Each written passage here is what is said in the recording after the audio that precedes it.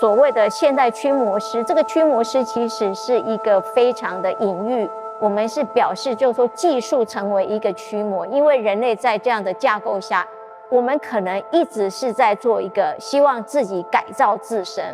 我们希望让自己变得更好，我们希望甚至可以超越所谓身体跟大脑的局限。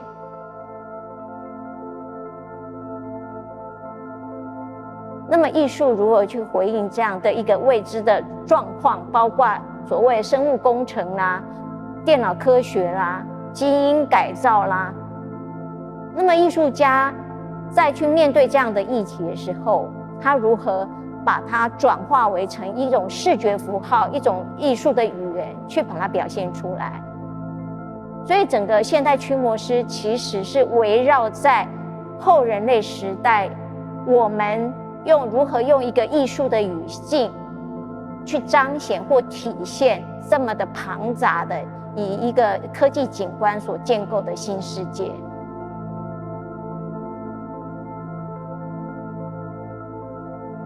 美国曾经做过一个统计，就是说他们可能有10%的人机合体人，譬如说有你的心脏调节器、你的人工关节、你的人工眼角膜。如果以这样子的一个框架来看的话，有10%，美国人有10%是这种所谓人机合体。科学实验，他们已经进行甚至人兽的一个器官的一个实验，所以这些器官都好像以前我们只有在科幻小说可以看到。这些脏器好像就是在培养皿培养，它不需要是有机的一个身体，那身体可以变成无机的。所以这种无机的一个成长，暗示着所有的这样的主体其实是不断的在变动，因为这些脏器可以自行去组合。那么也可能是一个非常未来社会比较一个让人家不安的一个现象。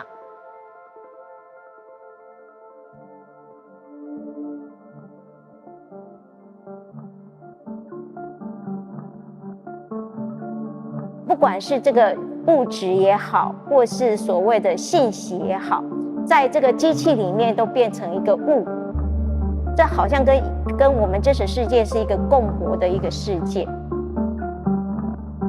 艺术家就借由这样的一个传达一个讯息，就是说现在人跟机器、实体世界跟虚拟世界、真实跟虚拟之间、表现跟真实之间，它并没有什么太大的差异性。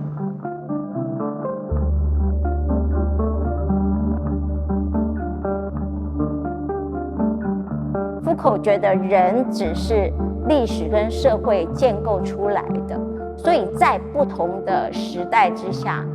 人的定义跟意义是可以不同的，所以没有所谓统而称之的人的本质。普罗米修斯偷火给人类，所以火就是代表一个技术。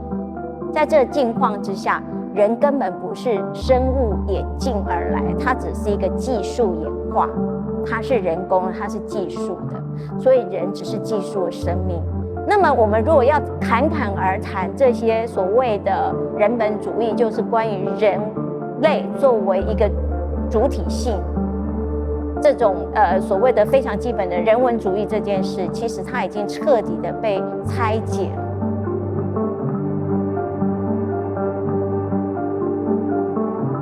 科技人文主义这一派，他认为科技可以变成一个新宗教。换句话，如果科技变成一个伪神，它取代了上帝，那么人类在这样的一个状态下，我们在人类所发明出来的这个技术、新技术之下，人类的智慧，所谓的一个生物的思想，跟现代技术的一个结合之下，那么艺术要如何跟它产生对话？所以我们思考就是说，将未来人类的处境从这里要往何处去？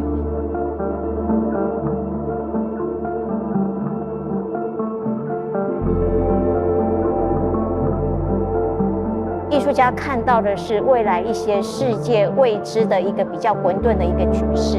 这一次的作品，你可以看到它不管它的组成或生产，好像用到一些新科技，譬如说 CGI 动画。当然很多你可以说是游戏产业可以用到的，那么影视产业会用到的，艺术家这几年也又会使用到这样的一个新科技，那么甚至会有一个我们说一个跨学科美学的一个呈现。艺术家他可能也会跟不同，譬如说做这种 CGI 产业的跨业的一个合作，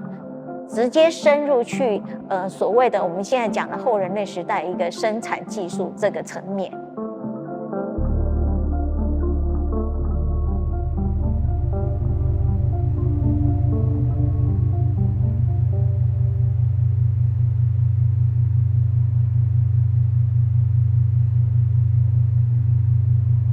有一派人，他是真正的相信冥想改造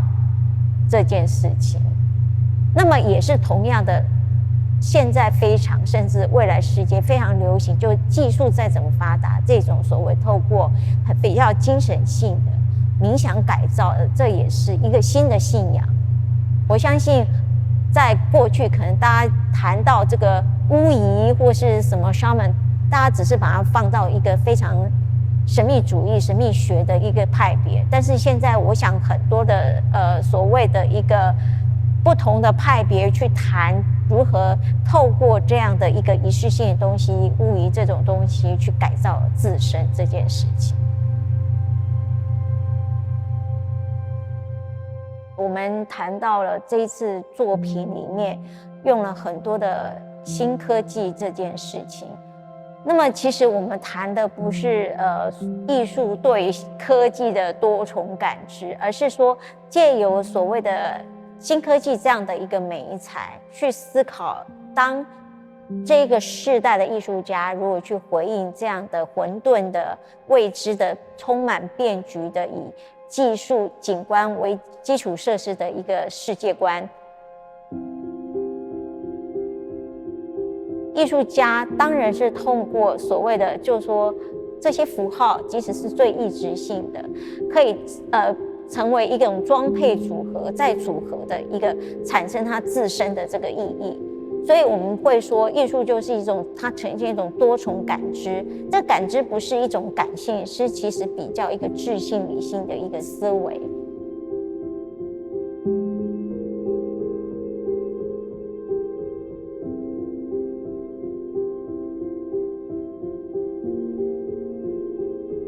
为什么要用演说、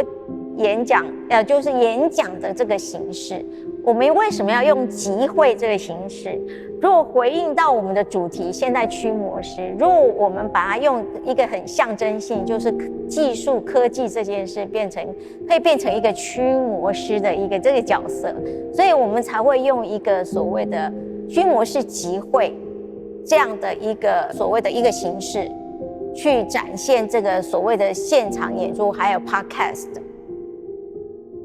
这个展览，我们的所谓的 live 不是在强调所谓的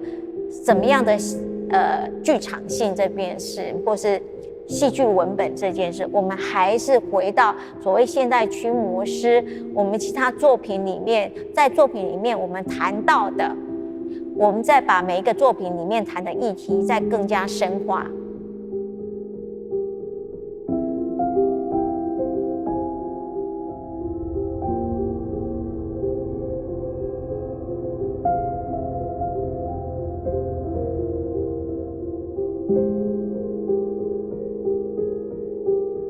花园成为这个展览的一个最终章，其实我们还是想要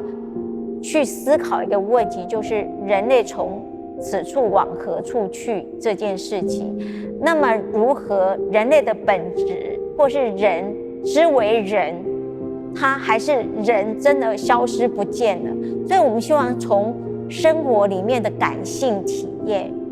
去把它拉出所谓人这件事情，何为人这件事情，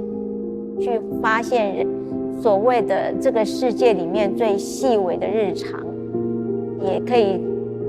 彰显出所谓的人的本质跟其他物种、跟其他的生命体，有生命无生命的，或是人跟这个世界的链接。